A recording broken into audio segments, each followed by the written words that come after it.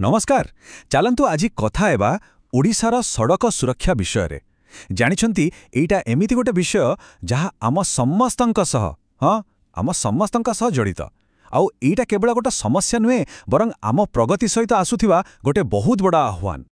तेबे एई कथाटा टिके भाबंतु गोटे पटे विकास आउ पटे विनाश केमिति देखंतु जेउ रास्ता आउ गाड़ी मोटर आम प्रगति पई एते जरूरी सही रास्ता ही केतेबेले भयंकर दुर्घटनार कारण पाल्टी जाए। एही जो विरोधाभास एइटा ही आज आम आलोचनार केन्द्रबिंदु। तो आज आमे कौन सबू देखिबा आमे आगो देखिबा विकास आ विनाशर एई खेलटा कौन तापरे किछि परिसंख्यान उपरे नजर पकेबा आउ दुर्घटनार मूल कारण कौन खोजिबा एहा परे सुरक्षार किछि सूत्र आउ शेषरे आईन ओ समाधान विषय कथा हेबा। तेबे आमर प्रथम भाग हेउछि विकास बनाम विनाश।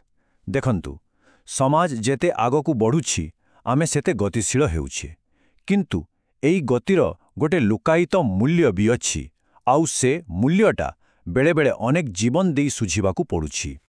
रास्ता उपरे प्रतिटी क्षणरे दुर्घटनार आशंका रहिछि सेथिपई तो सड़क सुरक्षा एते संवेदनशील आउ जरूरी। किंतु गोटे कथा सबुबेले मने रखिबा दरकार सड़क दुर्घटना किछि बन्या बात्या भली प्राकृतिक विपर्यय नुहे ना बिल्कुल नुहे एहा संपूर्ण मनीष तैयारी आम व्यवस्थार त्रुटि जोगु ही एसबु घटुछि। चलतु एबे आमर द्वितीय भागकू जिबा दुर्घटनार परिसंख्यान। ए जो संख्या सबु आमे एबे देखिबा सेगुड़ाक केवल आंकड़ा नुहे एगुड़िक ओडिशारे समस्याटा केते गंभीर तार प्रकृत चित्र देखेइबो। तो प्रश्न हेउछि ओडिशारे सड़क दुर्घटना स्थिति वास्तवरे केते भयंकर। आसंतु एहार उत्तर सीधा सड़क संख्या भितरे खोजिबा। एही संख्याटा देखंतु 4000 रु अधिक प्रतिवर्ष। प्रतिवर्ष ओडिशारे एते लोकंकर जीवन रास्ता उपरे चली जाउछि। एइटा खाली गोटे नंबर नुहे एहा पछले अछि 4000 रु अधिक परिवारर कांद दुख आउ एमिति एक क्षति जहा केबे भी पूरण हेबनी। आउ केवल मृत्यु नुहे एहा सहित प्रतिवर्ष 10,000 रु भी अधिक लोक गुरुतर भावे आहत होउछंती। भाबिले देह सितेई जाए एमानक भितरु केते लोक सारा जीवन पई अक्षम होई जाउछंती। एहा केवल सेमानक जीवन को नुहे बरं पूरा परिवारर आर्थिक मेरुदंड को भांगी देउछि। आउ एई तथ्यटा सतरे बहु चिंतार विषय। ओडिशारे जेतेबेले 100टा दुर्घटना घटुछि सेथिरु प्राय 45 जनकर मृत्यु हेउछि। यार अर्थ कौन? यार अर्थ हैला आम रास्तारे दुर्घटना घटिले तार परिणाम बहुत ही भयंकर हेउछि। ठीक अछि तेबे एते सबु घटना घटुछि काहेकि आसंतु एबे आमर तृतीय भागकू दुर्घटनार मुख्य कारण। आमे एबे खोजिबा जे एही दुःखद घटनागुड़िक पछर प्रकृत कारणटा कौन। मोटामोटी भावे देखिले दुर्घटना पछरे 4टा मुख्य कारण थाए। प्रथमतः मानवीय त्रुटि बा आम निजर भूल, द्वितीयरे रास्तारे थिबा त्रुटि, तृतीयरे गाड़ीर किछि यांत्रिक त्रुटि आउ शेषरे पाणीपाग बा परिवेश। किंतु सबुठारु चमकाई देबा भली कथा हेउछि एइटा राज्यरे जेते दुर्घटना घटुछि तार 95% 95% केवल मानवीय त्रुटि पई हेउछि। एहार अर्थ कोन बुझुचंती? एहार सीधा अर्थ हैला प्राय सबु दुर्घटना को आमे चाहिले रोकी परिबा। तो एई जो मानवीय त्रुटि कथा आमे कहूछु सेगुड़ाका कौन? अरे एगुड़ाक सेई जिनिस जहाँ आमे प्रतिदिन रास्तारे देखुचे जेमिति कि बेपरुआ भावे जोर्रे गाड़ी चलाइबा, निशारे गाड़ी चलाइबा, गाड़ी चलैला बेले मोबाइल रे कथा हेबा, आउ हाँ हेलमेट की सीट बेल्ट न लगेबा आउ ट्राफिक नियम को तो खातिर ही न करिबा।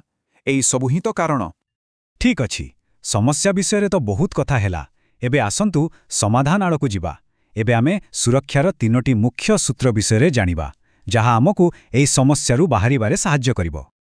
सड़क सुरक्षा पई गोटे फॉर्मूला अछि जहाकू कुहा जाय 3 E's। प्रथम ई हेला एजुकेशन माने शिक्षा लोकंकु नियम विषय सचेतन कराइबा। द्वितीय ई हेला एनफोर्समेंट माने प्रवर्तन आईन को कड़ाकड़ी भावे लागू करिबा। आउ तृतीय ई हेला इंजीनियरिंग माने इंजीनियरिंग रास्ता घाट आउ गाड़ी मोटर डिजाइन को आहुरी सुरक्षित करिबा। एबे आमे पहुंची जाइछे आमर शेष भागरे आईन एवं समाधान। एबे आमे देखिबा जे सेई 3 E's को वास्तवरे केमिति कामरे लगा जाउछि। तेबे सड़क सुरक्षा दिगरे 2टा बहुत बड़ पदक्षेप निया जाइछि। गोटे हेला गोटे कड़ा आईन आउ आउटा हेला गोटे जीवन बंचेला भली पॉलिसी। आसंतु गोटी गोटी करी 2टा को बुझिबा। प्रथमे आसुछि मोटरयान संशोधित अधिनियम 2019। एई आईनर मूल कथाटा कण? ଏହାର ମୂଳ ଉଦ୍ଦେଶ୍ୟ ହେଲା ଯେ ଟ୍ରାଫିକ୍ ନିୟମ ଭାଙ୍ଗିବ ତାକୁ କଡ଼ା ଦଣ୍ଡ ମିଳିବ। ଜରିମାନାକୁ ଏତେ ବଢ଼େଇ ଦିଆଯାଇଛି ପ୍ରାୟ 10 ଗୁଣା ଯାଏଁ, ଯେମିତିକି ନିୟମ ଭାଙ୍ଗିବା ଆଗରୁ ଲୋକେ 100 ଥର ଭାବିବେ। ଏହି ନୂଆ ଆଇନରେ କେଉଁ କେଉଁ ଭୁଲ ଉପରେ ବେଶୀ ଗୁରୁତ୍ୱ ଦିଆଯାଇଛି? ସେହି ସବୁଠୁ ବିପଦଜନକ କାମଗୁଡ଼ିକ ଉପରେ, ଯେମିତିକି ବିନା ଲାଇସେନ୍ସରେ ଗାଡ଼ି ଚଳାଇବା, ଜୋରରେ ଗାଡ଼ି ଚଳାଇବା, ନିଶାରେ ଗାଡ଼ି ଚଳାଇବା, ହେଲମେଟ୍ ନ ପିନ୍ଧିବା ଆଉ ଗାଡ଼ି ଚଳାଇଲା ବେଳେ ମୋବାଇଲ ବ୍ୟବହାର କରିବା। ଏସବୁ ପାଇଁ ଏବେ ଦଣ୍ଡ ବହୁତ କଠୋର। ଏବେ ଆସିବା ଦ୍ୱିତୀୟ ପଦକ୍ଷେପକୁ। ଏଇଟା ହେଉଛି ଓଡ଼ିଶା ଗୁଡ୍ ସାମାରିଟାନ୍ ପଲିସି 2018। ଏହାର ଉଦ୍ଦେଶ୍ୟ ବହୁତ ସରଳ କିନ୍ତୁ ଶକ୍ତିଶାଳୀ। ଯେଉଁମାନେ ଦୁର୍ଘଟଣାରେ ପଡ଼ିଥିବା ଲୋକଙ୍କୁ ସାହାଯ୍ୟ କରିବାକୁ ଆଗେଇ ଆସିବେ, ସେମାନଙ୍କୁ ଉତ୍ସାହିତ କରିବା। କେମିତି? ତାଙ୍କୁ ପୋଲିସ ହଇରାଣୀରୁ ସୁରକ୍ଷା ଦେଇ ଆଉ କିଛି ଆର୍ଥିକ ପୁରସ୍କାର ବି ଦେଇ। ଏଇ ତୁଳନାଟା ଦେଖିଲେ ପୁରା କଥାଟା ସ୍ପଷ୍ଟ ହୋଇଯିବ। ଆଗରୁ କ'ଣ ହେଉଥିଲା? ଲୋକେ ପୋଲିସ କେସ୍, କୋର୍ଟ କଚେରୀ ଡରରେ ସାହାଯ୍ୟ କରିବାକୁ ଆଗୁ ନଥିଲେ, କିନ୍ତୁ ଏବେ ସେମାନଙ୍କୁ ଆଇନଗତ ସୁରକ୍ଷା ମିଳୁଛି, ନିଜ ପରିଚୟ ଦେବା ଜରୁରୀ ନୁହେଁ, ଆଉ ଉପରେ 2000 ଟଙ୍କାର ପୁରସ୍କାର ବି ମିଳୁଛି। ତ ଫଳ କ'ଣ? ଫଳ ହେଲା ଅଧିକରୁ ଅଧିକ ଜୀବନ ବଞ୍ଚିପାରୁଛି। ଆଉ ଏଇଟା ଏତେ ଗୁରୁତ୍ୱପୂର୍ଣ୍ଣ କାହିଁକି ଜାଣନ୍ତି? କାରଣ ଦୁର୍ଘଟଣା ପରର ପ୍ରଥମ ଘଣ୍ଟାକୁ କୁହାଯାଏ ଗୋଲ୍ଡେନ୍ ଆୱାର। ଯଦି ଏହି ସମୟ ଭିତରେ ଡାକ୍ତରୀ ସାହାଯ୍ୟ ମିଳିଯାଏ, ତେବେ ଦୁର୍ଘଟଣାରେ ମୃତ୍ୟୁ ହେବାର ସମ୍ଭାବନା 60% ପର୍ଯ୍ୟନ୍ତ କମିଯାଏ। ଆଉ ଏହି ଗୁଡ୍ ସାମାରିଟାନ୍ ପଲିସି ଠିକ୍ ସେହି ଗୋଲ୍ଡେନ୍ ଆୱାରକୁ କାମରେ ଲଗେଇବାରେ ସାହାଯ୍ୟ କରୁଛି। ତେଣୁ ଶେଷ କଥା ହେଲା, ଆଇନ କାନୁନ, ଭଲ ରାସ୍ତାଘାଟ ଏସବୁ ତ ନିଶ୍ଚୟ ଦରକାର, କିନ୍ତୁ ଏଗୁଡ଼ିକ ସମାଧାନର କେବଳ ଗୋଟିଏ ଅଂଶ। ପ୍ରକୃତ ପରିବର୍ତ୍ତନ ସେତେବେଳେ ହିଁ ଆସିବ ଯେତେବେଳେ ଆମ ସମସ୍ତଙ୍କ ଭିତରେ ଗୋଟିଏ ସୁରକ୍ଷା ସଂସ୍କୃତି ତିଆରି ହେବ, ଆଉ ଆମେ ସମସ୍ତେ ନିଜ ନିଜର ଦାୟିତ୍ୱ ବୁଝିବା। ତେବେ ଶେଷରେ ଗୋଟିଏ ପ୍ରଶ୍ନ ସହିତ ଆମେ ଏ ଆଲୋଚନାକୁ ସାରିବା।